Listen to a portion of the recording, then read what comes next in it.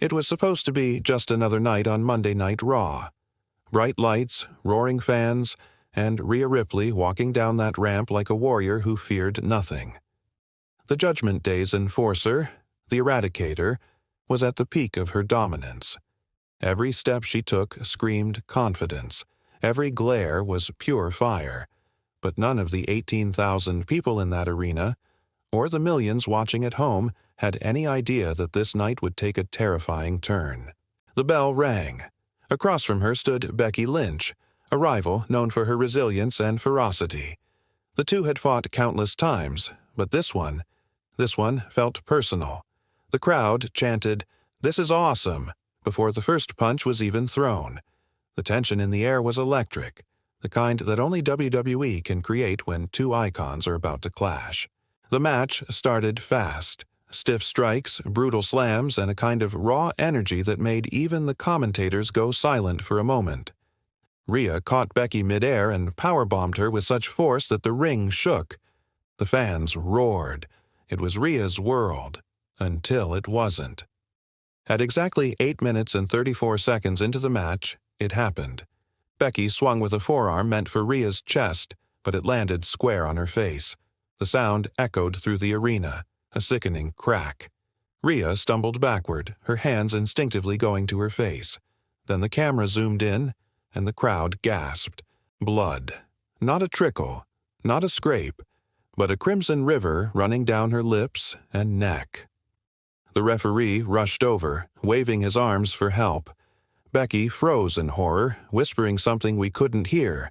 The fans, who seconds ago were screaming in excitement, went dead silent. Rhea tried to breathe through her nose, but you could see her struggling. She fell to her knees, gasping, shaking her head, mouthing the words, "I can't breathe." Her makeup was smeared, her expression twisted in pain, and the blood just kept coming. For a brief second, WWE cameras cut away, but not before millions witnessed what would become one of the most disturbing moments in modern wrestling. Commentator Michael Cole's voice cracked as he said, "Ladies and gentlemen, I think Rhea Ripley may be seriously hurt." The medical team sprinted to the ring. Even the normally ruthless Judgment Day members looked stunned backstage. It wasn't just an injury, it looked life-threatening. And yet, through it all, Rhea tried to stand, tried to fight, because that's who she is. A fighter who refuses to break, even when her body already has. The medical team rushed into the ring, towels and gloves in hand, while the crowd looked on in disbelief. One paramedic knelt beside Rhea, speaking into his headset, his hands shaking as he pressed gauze against her nose. Becky Lynch stood near the ropes, pacing, covering her mouth in shock. She knew that hit wasn't supposed to land like that. This wasn't part of the script. This was real. But then, against every instruction, the moment that turned Rhea Ripley into a legend unfolded. As the referee signaled for the bell, Rhea shoved him away. She ripped the towel from her face, her eyes blazing with defiance even as blood poured down. The crowd erupted again, sensing they were witnessing something unforgettable. Michael Cole's voice trembled as he said, "My God, she's refusing medical help. Rhea Ripley doesn't want this match stopped." Through the pain, Rhea screamed, "I finish what I start." It wasn't bravado. It was war cry. Every fan in the arena was on their feet. The camera zoomed in on her face, broken, bruised, and covered in red, yet unshakably determined. Becky hesitated. She mouthed, "Rhea, stop." But Ripley stepped forward, fists clenched, signaling, "Let's go." And just like that, the match continued. Every strike Rhea threw came from pure instinct. You could see her vision blurring, her breathing shallow, yet she refused to fall. She used her knee, her shoulder, anything she could to keep the fight alive. The referee kept begging her to quit, but she just shouted through the blood, "Don't touch me!" Fans began chanting, "Rhea! Rhea! Rhea!"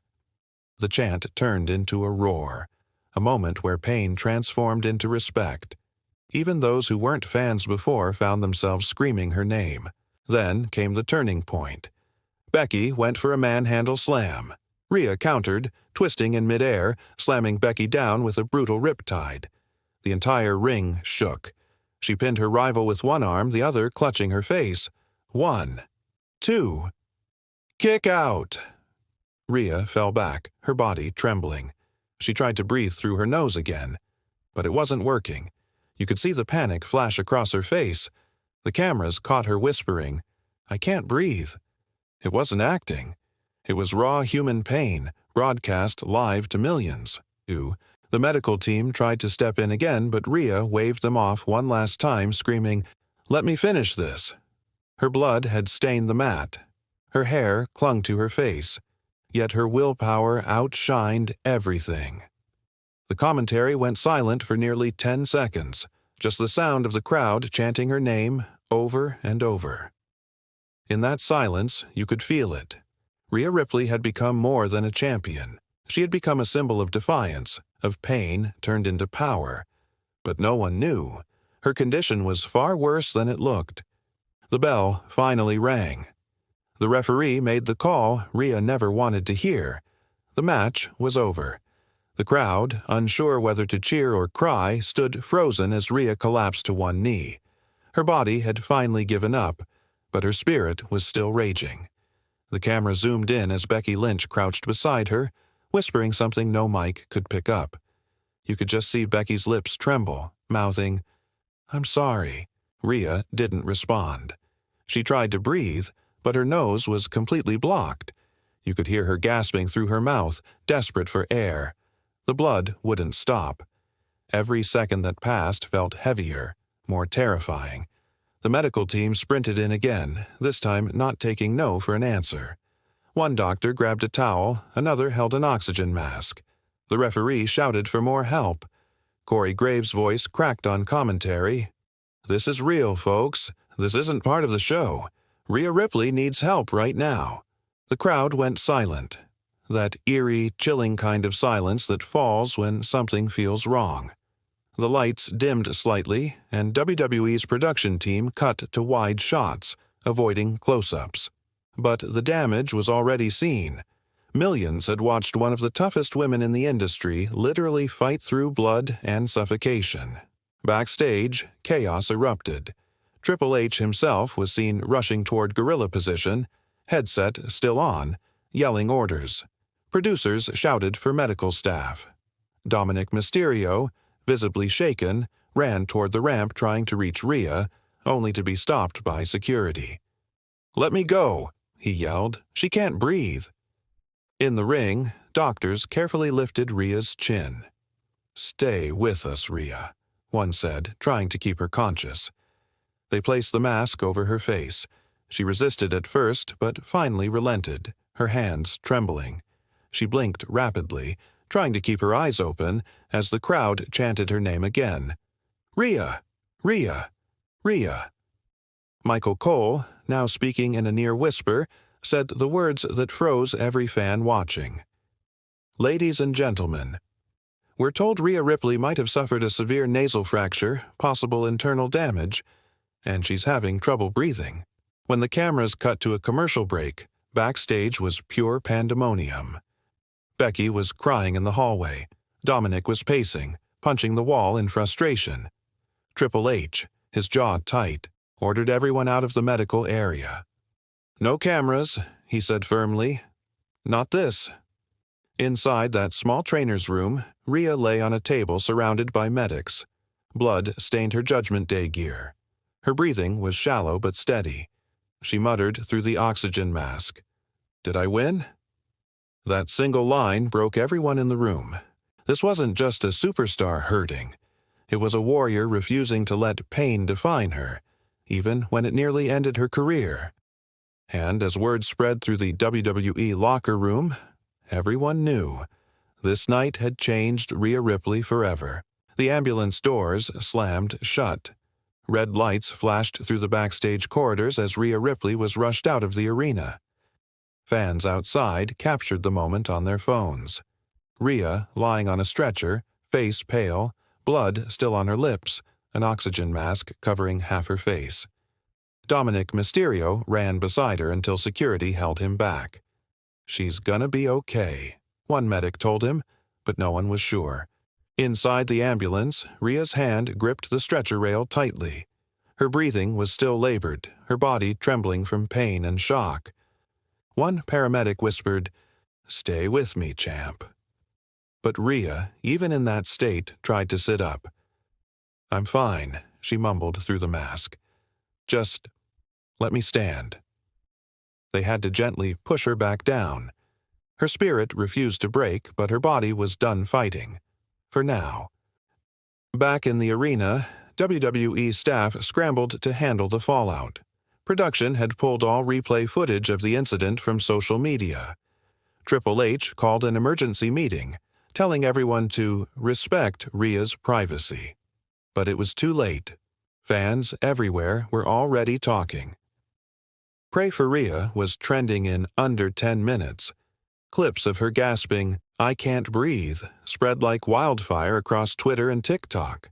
By the time she reached the hospital, Rhea was barely conscious. Doctors immediately confirmed it. Her nose was completely shattered, her septum displaced, and she had suffered partial airway blockage. One doctor later described it as a traumatic facial injury, the kind you usually see in car crashes. Dominic and Becky both arrived at the hospital an hour later. Dominic sat by her bed, silent, holding her hand. He looked broken, not like the cocky heel fans saw on TV, but like a man terrified of losing someone he cared about deeply. Becky stood outside the room, tears in her eyes, whispering, "It was an accident. I didn't mean," before walking away. When Rhea finally woke up, it was early morning. Her voice was weak, her face bandaged, her breathing still shallow. The first thing she asked the nurse wasn't about her pain, it was about the match. "Did the fans cheer?" she whispered. When the nurse nodded, Rhea smiled faintly and said, "Then it was worth it." That line would later be repeated in every documentary, every tribute, every highlight reel WWE ever made about her. It became the quote that defined her, the warrior who bled for the sport she loved. But behind that hero moment was a darker truth. Rhea Ripley's injury wasn't just physical. It haunted her mentally. She would later admit in an interview that every night after the incident, she replayed the sound of her nose breaking in her head. "It wasn't the pain," she said softly. "It was the silence after it. That's when I knew something was really wrong." That silence, that haunting stillness, was just the beginning. The next morning, the wrestling world was in chaos. Every major sports outlet had the same headline splashed across their front pages. Rhea Ripley, hospitalized after horrific in-ring injury. Fans flooded social media with messages of support and fury. Clips of the match were being reposted everywhere, slowed down, analyzed frame by frame. Comment sections filled with words like negligence, dangerous booking, and why didn't they stop the match sooner?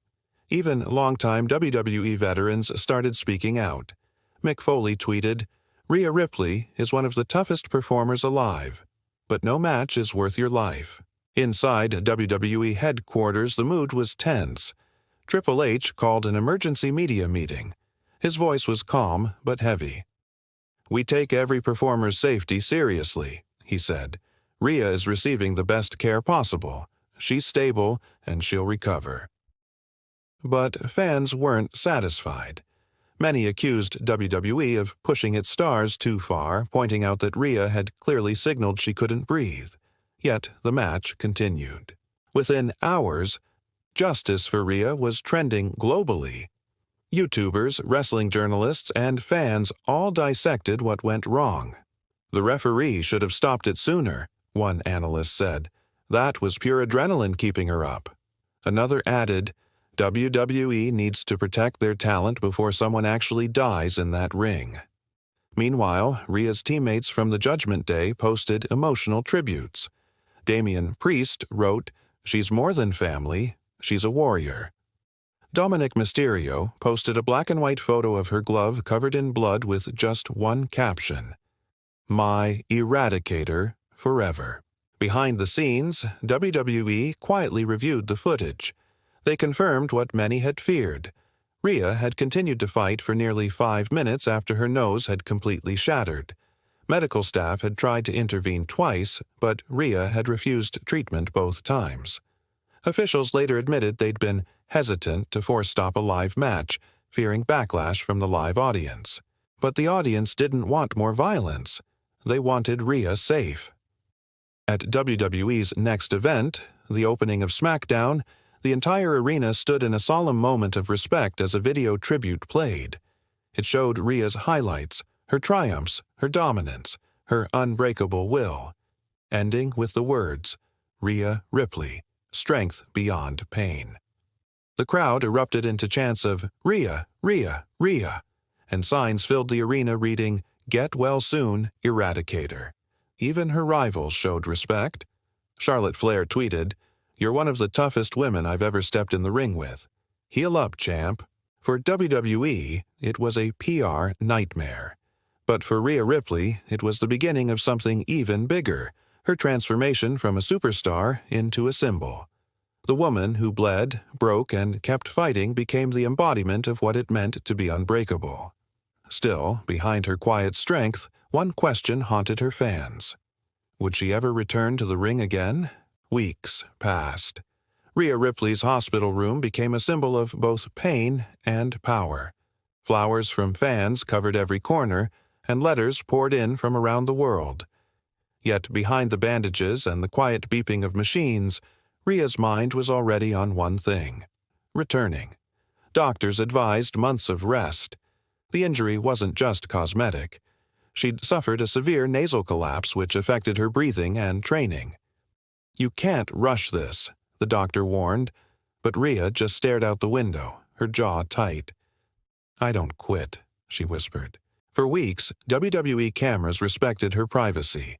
But then, one day, a 2-minute video appeared on WWE's official YouTube channel titled, "Rhea Ripley Breaks Her Silence." The thumbnail showed her with her face still bruised, eyes full of fire. The video opened with her voice, calm but cold. "They said I couldn't breathe. They said I was done. But I'm not done. I'm just getting started." That clip went viral instantly. Over 20 million views in a day. Fans flooded the comments with messages of love and anticipation. Everyone wanted to know when she'd come back, and if she'd ever be the same again. Then, 6 weeks later, during an episode of Raw in front of a sold-out Chicago crowd, the lights went dark. A single spotlight hit the stage. Smoke filled the ramp. And then, her music hit. "This is my brutality." The arena exploded. Thousands of fans screamed as Rhea Ripley stepped through the smoke, wearing a black mask covering her nose, her signature leather jacket glinting under the lights. She paused at the top of the ramp, ripped the mask off, and stared into the camera with that same deadly glare. Her face bore the scar, the proof of her war, and the symbol of her survival. Michael Cole's voice cracked as he said, "She's back. The Eradicator has returned." Rhea walked to the ring slowly, every movement filled with power. She grabbed the mic and the crowd went silent. Then she said just 5 words. "You can break my face." She paused, her eyes locked on the camera. "But you'll never break me." The crowd erupted. The arena shook. Fans were crying, screaming, chanting her name like an anthem. And just like that, Rhea Ripley didn't just come back. She took over. Within months, she reclaimed her dominance, defeating her rivals one by one. WWE turned her real-life nightmare into the most inspiring comeback story in modern wrestling. But to this day, every time she walks down that ramp, the crowd remembers that night. The night she couldn't breathe. The night the blood flowed. And the night Rhea Ripley became more than human. Because legends aren't born in victory. They're forged in pain, molded in blood, and remembered forever. And on that night, Rhea Ripley became a legend.